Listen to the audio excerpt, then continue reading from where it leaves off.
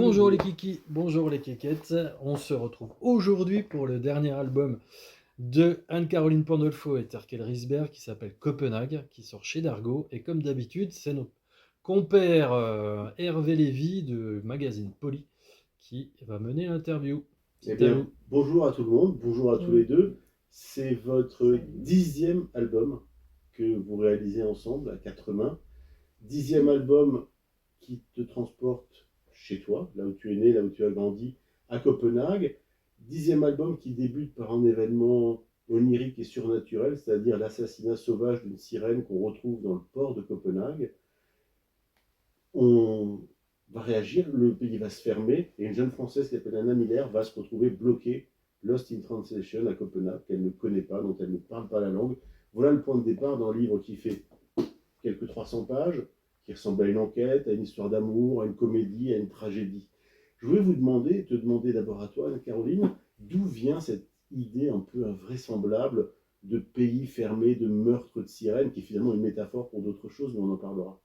Je pense que l'idée a dû commencer à germer avec le Covid et on a tous été enfermés et à ce moment-là on a pu voir que tout le monde commençait à faire de la musique, à écrire des journaux, à faire du pain et je pense qu'on a réussi à s'en sortir enfin sortir de cet enfermement par l'imaginaire.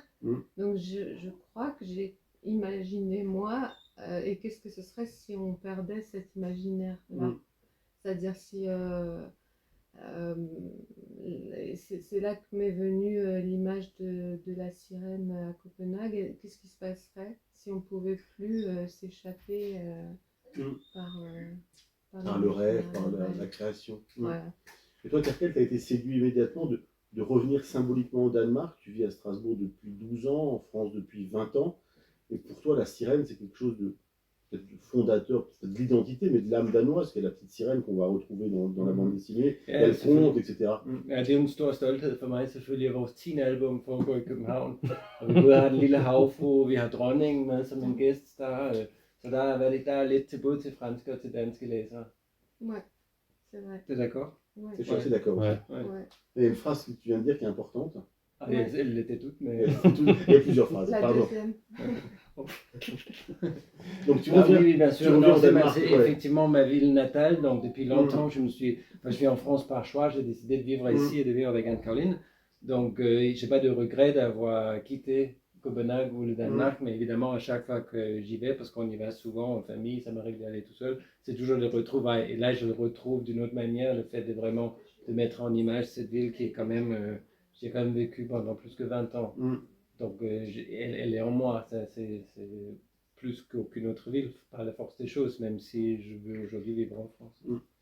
Tu parlais de la mort de l'imaginaire symboliquement, mais ce livre, ce roman graphique, c'est aussi une histoire de passage à l'âge adulte, pardon, puisque les deux personnages, Anna Miller et le personnage danois, dont je n'arrive pas à prononcer le nom, tu pourras pas. Voilà, c'est imprononçable. C'est aussi un grand enfant finalement. C'est deux grands enfants. Oui, c'est ça. C'est un livre qui tourne autour de ce sujet du passage à l'âge adulte, de la perte que c'est, la perte de l'enfance, la perte de l'imaginaire dans ce passage-là. De l'insouciance. L'insouciance, c'est tous les deux finalement, même si elle apparaît d'abord comme plus organisée que lui et lui plus loufoque, mais les deux sont de grands enfants, chacun à leur manière. Elle a laissé sa fille en plan à Paris en lui laissant juste un petit texto pour dire qu'elle partait.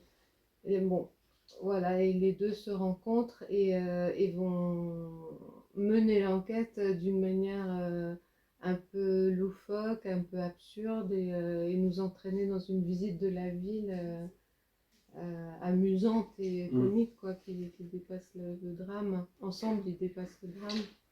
On ne va pas raconter effectivement toutes les circonvolutions de l'enquête, les poursuites. C'est haletant, c'est long, c'est passionnant, on ne lâche pas en fait. Et tu as travaillé, toi, au niveau graphique, sur un découpage un peu particulier. On le voit, c'est un format qui n'est pas habituel pour un roman graphique ou une bande dessinée. Qu'est-ce qui t'a inspiré? On en avait déjà parlé, c'est les mangas qui t'ont aussi donné envie d'avoir ce rythme-là, Le format, on l'a décidé ensemble parce qu'on voulait marquer le coup aussi de faire que c'est notre 10e album. On voulait faire un peu différent, mais rester en couleur quand même. Donc, on va pas complètement dans le territoire du manga. Et je ne fais pas exprès de dessiner comme, de stéréotyper du dessin de bande dessinée japonaise. Mais dans la mise en page, il y a souvent des emprunts. Oui. Donc, c'est quelque chose que nous, on lit tous les deux depuis quelques années, de plus en plus, des mangas, surtout des mangas d'auteur, mais des livres qui viennent de partout, et souvent au Japon. Et ce format, ça s'y prêtait bien. On a l'impression qu'avec cette enquête, ton trait s'est un peu assoupli, plus élastique. Il y a une grande fluidité, et dans la narration, on va y revenir, et dans le texte, et dans le visuel, pardon. Évidemment, c'est une volonté dès le départ de faire de la comédie, mais avec un vrai fond, hein, comme Anne-Caroline l'a expliqué. Mais on travaille toujours en binôme, hein, tout comme on dit, les albums, on le fait ensemble. Donc, ce qui veut dire aussi qu'on essaye sans doute à se pousser dans la mesure du possible, dans la bonne direction à chaque fois. Donc, vu qu'il s'agit d'une comédie, comme tu as dit, il y a pas mal de slapstick comme ça, il y a pas mal de course-poursuite, ça bouge beaucoup. Donc, Anne-Caroline m'a tout le temps poussé à faire les bras un peu plus longs, les pieds un peu plus tendus, ou je sais pas, enfin, des exemples, comment dire, pris dans le vent, comme ça, mais élastique, c'est le bon mot. Élastique, on était tout le temps en train de se dire une plus souplesse, élastique, quoi, ouais. Comment vous travaillez ensemble, Caroline? Il y a un échange permanent entre le storyboard que tu fais, les textes, vous discutez tout le temps? Oui, on discute tous les jours, on commence par discuter, on va se promener ensemble et on parle du projet, de ce qu'on va faire, des directions graphiques, des directions narratives, etc. tous les jours. Et puis ensuite, au fur et à mesure de l'avancée du projet, ça change, hein, il y a des étapes différentes et on revient en arrière, c'est-à-dire que moi j'écris, on va faire des directions graphiques, des directions narratives, etc. tous les jours. Et puis ensuite, au fur et à mesure de l'avancée du projet, ça change, hein, il y a des étapes différentes et on revient en arrière. C'est-à-dire que moi j'écris des choses qui vont changer en fonction de ce que lui dessine, où il va dessiner des choses différentes en fonction des remarques que je vais faire sur le personnage tel que je l'ai conçu. C'est un échange permanent. Et juste pour revenir sur le format, c'était aussi l'envie de faire quelque chose qui ressemble à un gros roman. On peut lire au lit. On peut lire au lit, voilà. Moi, c'était très important, on lit tous les deux au lit beaucoup. Et c'est vrai on fait de plus en plus des livres de plus en plus grands pour qu'ils soient remarquables dans la librairie. Et on s'est dit, on va prendre le contre-pied parce que finalement, c'est pas très pratique d'avoir un livre comme ça. Puis au moins, on peut le ranger dans la bibliothèque. Et dans la librairie.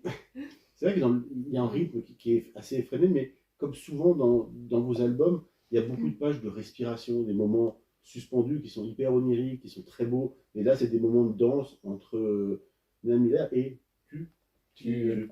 Incroyable, cette langue est impossible à prononcer. Donc c'est un peu votre marque de fabrique graphique d'avoir ces suspensions. Important, ça fait vraiment partie du travail qu'on fait tous les deux sur le rythme parce qu'on essaye d'être rapide et surtout dans la comédie et dans l'action, dans la course-poursuite.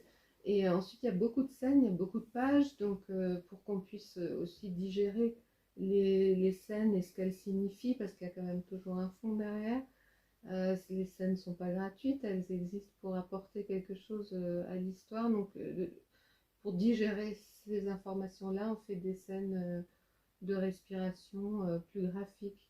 Et puis, Peter Kell est particulièrement doué aussi dans le dessin atmosphérique. Il rend la Copenhague avec des eaux très sombres, des eaux noires, enfin comme elles sont là-bas. Oui, mais effectivement, des ciels qui sont noirs d'une case et blancs sur la suivante. Enfin, ça arrive des fois comme ça là-bas. Oui. Le temps est très changeant, évidemment, à Copenhague. J'invite tout le monde d'y aller. En été, on peut parfois profiter des 12 degrés. En été, c'est très sympathique. Alors, on peut y aller avec ce livre. Franchement, on y est. On y est vraiment.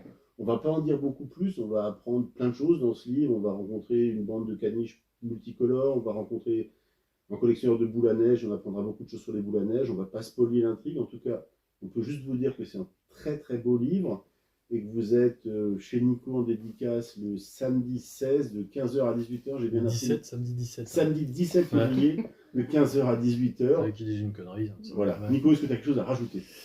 Non, à part que il faut le lire, il faut y aller. C'est vraiment, c'est un voyage, c'est un polar, c'est un voyage, c'est un road trip. C'est un carnet de voyage sur Copenhague en même temps, je trouve, tu vois, parce que tu découvres en même temps qu'elle Copenhague, quoi, la ville, quoi. Et tu passes vraiment un super moment avec eux, quoi. Ça se finit, t'as envie de continuer. Il faut qu'on fasse la suite. Ben, nous aussi, comme d'habitude, on a envie de continuer avec ces personnages Bah parce ouais, qu'on travaille ils avec sont eux pendant hyper 2-3 attachants, ans, quoi, hein. tu sais. Bah oui. Parce que maintenant, Dès le tu départ, vas ils sont en France, attachants. donc qu'est-ce qui va se passer Ouais. là-bas? Le prochain tome, ce sera Strasbourg. Ça peut, on y a pensé. En tout cas, à faire quelque chose en Alsace. Ouais, ça serait pas mal.